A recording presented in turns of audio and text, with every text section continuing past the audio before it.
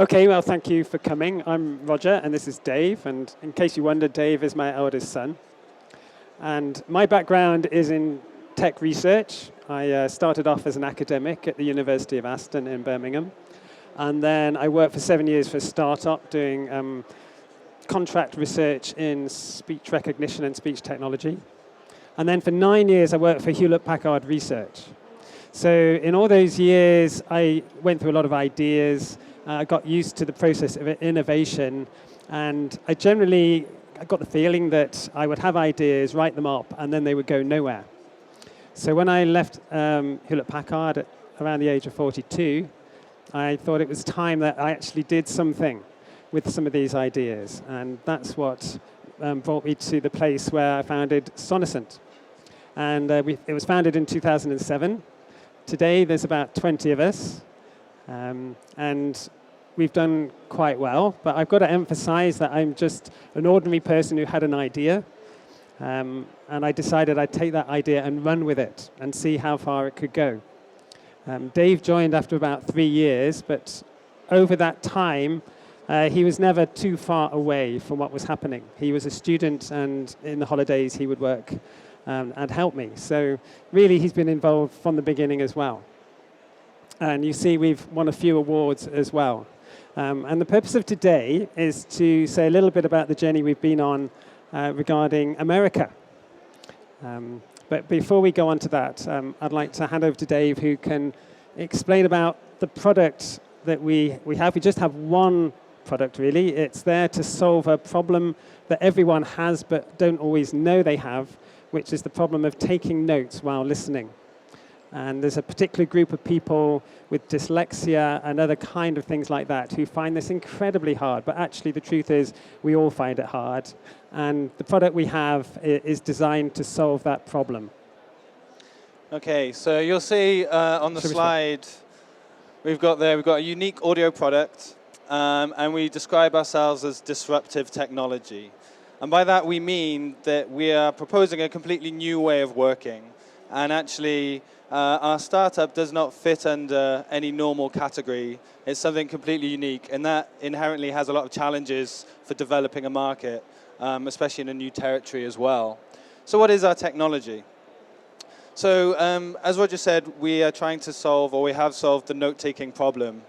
And the issue most people have with note-taking is that they're basically trying to do too much at once. You're listening to someone speaking, you're trying to be engaged, but at the same time, you're trying to hold the important bits in your memory and then transcribe that. You're having to write out the key parts, normally in summary form, because you don't have time to write it out exactly how they said it.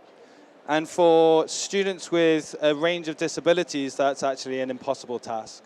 So there's actually a huge need to solve this problem for those cohort of students who can't do it any other way. But in fact, all of us could probably improve our note-taking. And the thing is, by recording your notes, actually that solves a lot of the problems. You're not having to hold it in your memory. You're not having, you can always come back to it. It's not the only record of it. You can listen to it time and time again. And so there's been quite a lot of note-taking solutions based on the idea of recording. And I'm sure anyone who uses an iPad app will have one that links the recording to the text. But the issue we have with recordings is that they're really difficult to work with. In fact, as soon as you get to an hour-long lecture, something like this is basically impossible to navigate through quickly, or you can find the important part, but then what do you do? Or you've got audio editing tools such as this that show a waveform. These are not great user interfaces for working with audio. So audio recording can solve many of the issues people have with note-taking, but what you need is a way of making those audio recordings useful. And that's what we do. So we actually visualize audio or speech as phrases. We listen for the pauses in between those phrases, and then we'll display each phrase on screen as a bar. And this is kind of a visual representation. And then once you've got that, you can actually do stuff with it. And this is a screenshot of what our software looks like. We've got the audio recording here. Each one of those bars is a phrase. And what students do when they're in class, they don't have to write anything down. They record, and when they hear something important, they color code it. Pink is important. blue is I need to review this. Maybe I don't understand it. And by doing that, they can actually annotate and organize and process the information, but they're not having to do anything too cognitively taxing. And with our software, you can organize it so you've got your slides alongside. Then the idea is when you get home, you come back, you listen to those parts, and then you type up your notes. And that's going to lead to better notes for all, and for some people, it enables them to take notes. So that's what we do. So now I'm going to pass on to Roger to talk about what happened when we tried to bring that product to America. Okay, well, first of all, I should say, how did we bring the product to market at all, even in the UK? And the answer to that is, I started by myself with no funding. I did apply for some funding, I didn't get it. So I was just sitting upstairs in my house, trying to produce a bit of software that I'm not even a software engineer. So although I can hack together software, I didn't really know how to do it in any proper way.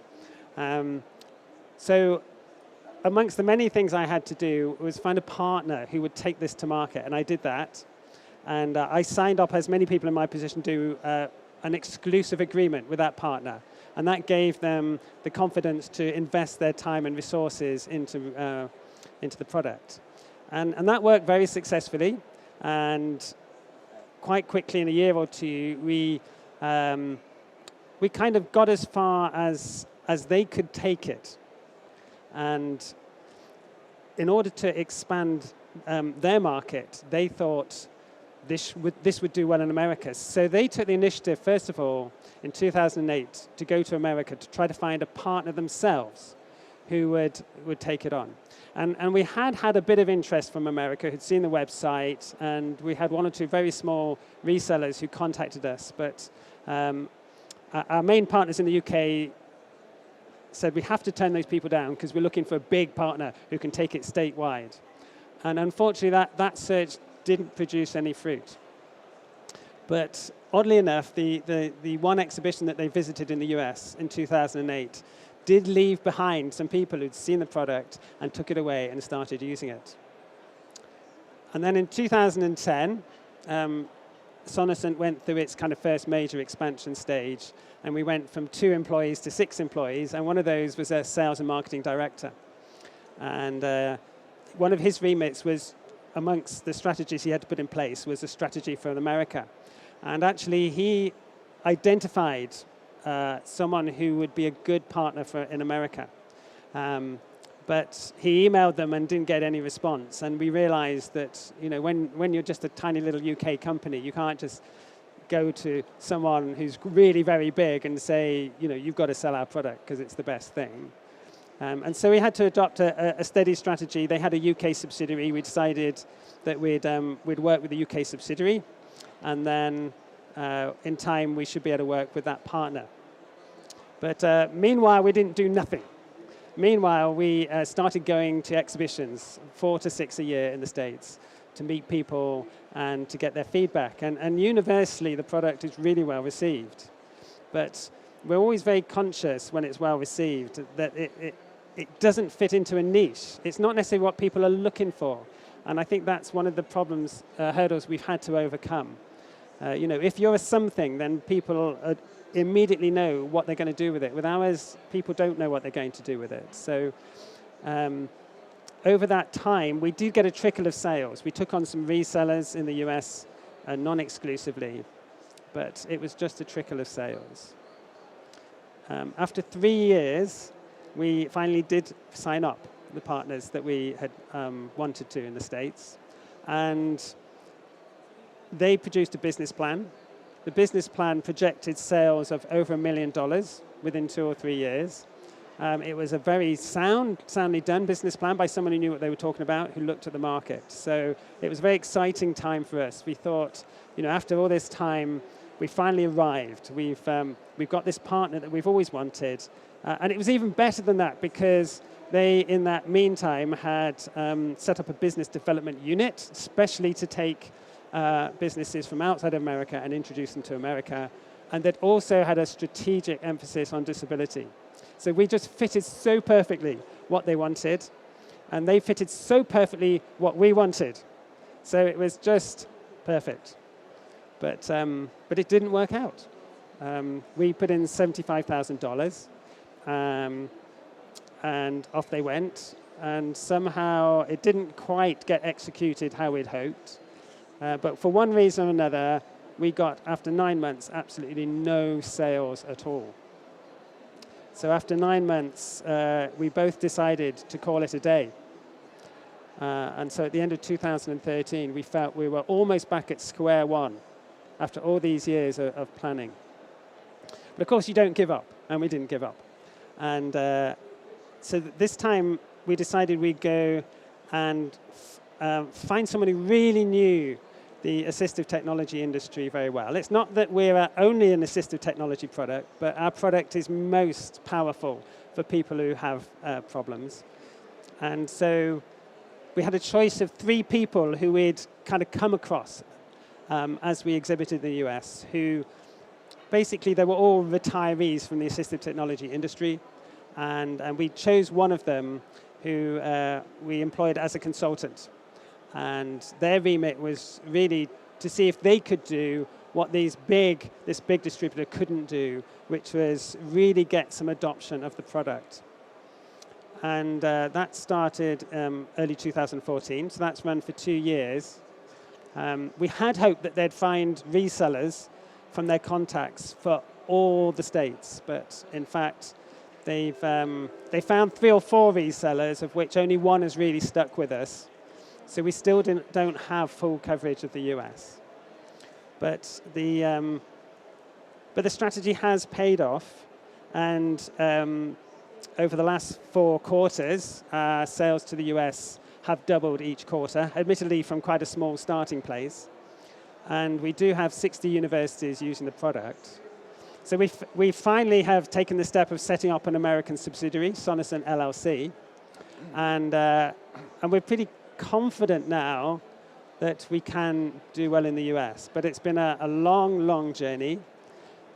I wouldn't say we've made mistakes. I would just say that it's taken time for various reasons, and Dave is going to go through some of those reasons now. Okay, so things didn't work out for us in the States as we'd imagine they would, but through that we learned a lot of lessons. And so I'm going to talk about 4 points, 4 key lessons that I feel that we learned along the way, reasons for our successes, and also things we learned from our failures.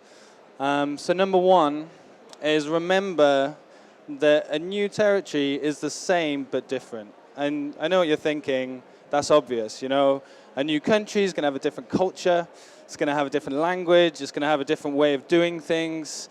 And we were aware of this, but we didn't let it change the way we approached how we sold into that market. And let me explain what I mean there. In the UK, we have this note-taking tool, and we have users using it. And we were like, okay, let's just go to America and show this tool to people and find people who want to buy it. And when we were in America, this is partly because they're American, but they were incredibly enthusiastic. They saw the technology, and they were like, wow, I've never seen anything like this. This is amazing. And then we got no sales. And the thing is, any startup really has to go through a cycle. And they have to start off by finding a customer or person that has a problem. And then you create the solution to that problem. So first of all, you have to pilot your solution to make sure it works. And then you work with a customer, and then you develop that solution, and you nail the solution. You make sure it really works. And then you can scale that solution. And that's what we did in the UK, and we thought, well, we've got a solution. What we didn't do is go back and start again with that process in America. And that's, I think, the first thing that I'd say to you guys is, you know, go back to the drawing board. We had a solution, and we thought we knew that we had a customer because we had one in the UK, but in actual fact, we didn't. And where we found success in America is actually not selling the technology that we have, but it's selling a solution. We're going to US colleges, and in US colleges, their disability departments, they have a legal obligation to provide accommodations for students with disabilities, very similar to the UK. But in America, they're basically organizing their peers to take notes for them. And it takes a lot of admin. It's really expensive because often they pay them. And it doesn't actually do much good for the student because they're reliant on someone and the notes are often not very good. And so where we found success is by going in and saying, hey, you've got all these issues with note-taking, we can solve that problem. And we could be selling monkeys with typewriters. The actual solution doesn't matter. The fact is that we've identified a customer with a problem and we've developed a solution.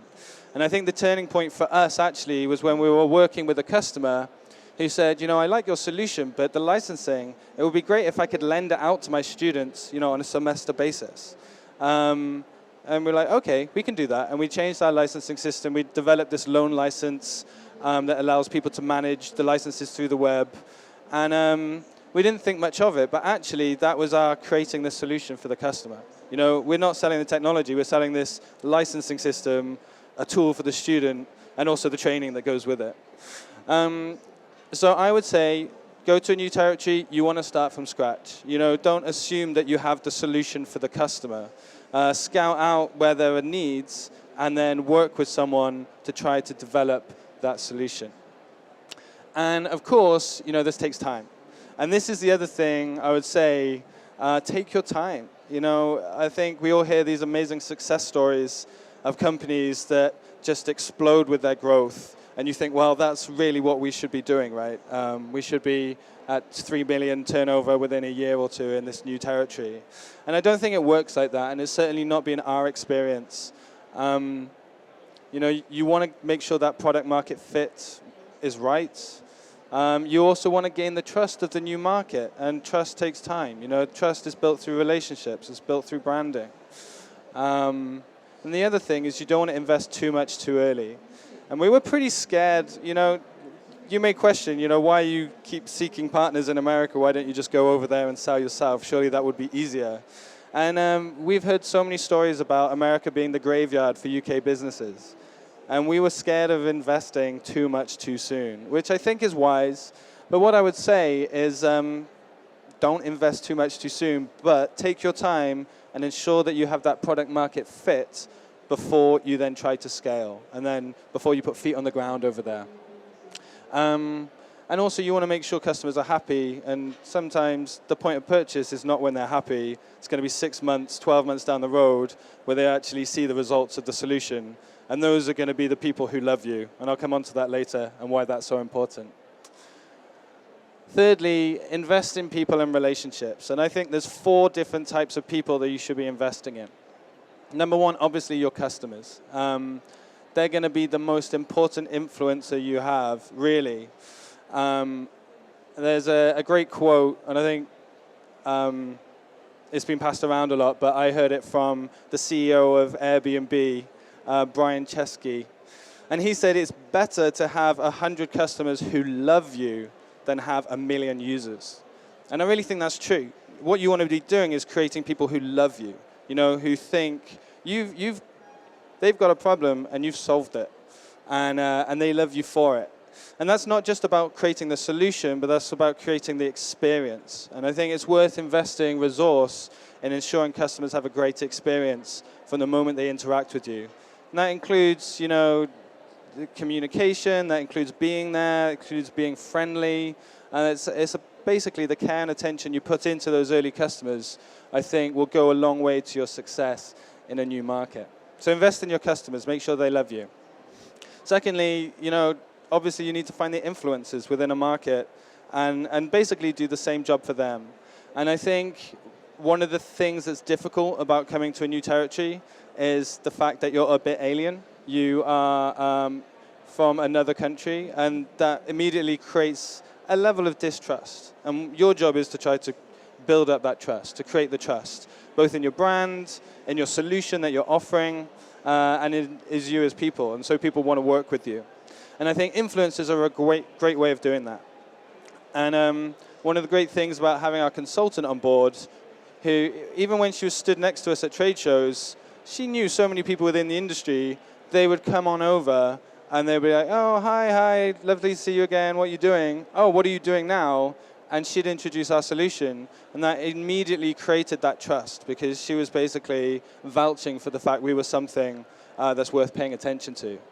And I think you've got to do the same for all influencers. So that's a consultant we paid, but there's loads of different influencers within the market that we work with, who we work quite hard to develop a relationship with, who we can call on, to join us for webinars. They'll be on the forums, they'll be on the listservs, and whenever anything comes up, they'll be the first ones to say, look, you've got to check these guys out. They're doing something really special, and they're a great bunch of people. And so make sure you're doing that as well. Thirdly is your partners. I think there's a philosophy to doing anything in life where you've got to be hell yeah or no. And I think the trap is, and certainly we fell into it, we were so fortunate, we were so happy to have found any partners who wanted to sell our product. We basically signed them up, and it wasn't right, and we didn't see the sales come from it. As for the reasons why our big strategic partnership didn't work, I really believe that goes down to my first point, where we hadn't established the perfect product market fit. We hadn't got the right messages. We didn't quite nail what we were selling to who. And I think if we started it now, it would have probably been a different experience. So partners, make sure they're the right people. Partners who are doing the best for us at the moment, they're people I would consider close friends. And I spend a lot of time with them, stay with them in their homes. I know that's not normal for commercial relationships, but I think it goes to show those are the sort of relationships and foundations you're wanting to build. And you don't necessarily need to go for the biggest guys. You want people who are committed to working with you, because things aren't necessarily going to happen overnight. So you need people who are there for the long haul and not just to make a bit quick buck this quarter. And fourthly, I think it's really important to also build relationships with people within the industry. So potentially your competitors, that's maybe not the best advice, but certainly other people within your space, befriend them. I think we have opened a lot of doors by me socializing night after night at the bar at these conferences with people within the industry, because those guys know us, and they vouch for us, they make introductions, they talk about us to their customers. We were at a show last July, and another company was doing the keynote talk at the start of the conference, and in their talk they say, you've got to check out Sonocent. You've got to go over and speak to them there at this stand. And I didn't know about it until people started coming over and saying, oh, so-and-so said that we should come over. And I think that's really worth your time, investing in the people within your industry. And we're fortunate because it's kind of a small niche industry, assistive technology, disability. But I still would urge you to try to do the same. Find friends who are going to vouch for you and who are going to make introductions just because they like you. Okay, so that's invest in people. And then finally, I think focus and consistency. And this is something we probably haven't done as well as we could have. We're a very small startup. We've got lots of different opportunities. I think we would have done better if we had put together a plan and we decided and committed to a certain level of focus for the US market. And don't get me wrong, great things came out of those early days, just from attending the shows, meeting people, getting the brand out there. But I think really what makes the difference is committing to definitely making that market a success. And I think that relates to the previous 3 slides. You want focus and consistency. You want focus that you're going to get the product market fit and you're not going to do anything else until you've got that. You want focus on the partnership building, relationship building. And I think even though it may take longer than you would have hoped, I think you need to stick it out and still be consistent and still maintain that focus in the new territory. And because we haven't given up in America, I can't tell you what's the best time to give up in a market. But I know even when things didn't work out time and time again for us, we recalibrated and we learned lessons along the way. And I think that's been a huge reason for our success. And then consistency. Someone said to me, they're like, Dave, you're the face of Sonocent in America. And it was at that point I realized, I have to keep going to America, whether I like it or not, because it's that consistency, both of brand, but also of the people that you meet. And I know that for us to be successful in America, my face, me, is a key part of that because I'm who they know. And so I'd say whatever you do, be consistent, because that's going to lead to the successes down the road.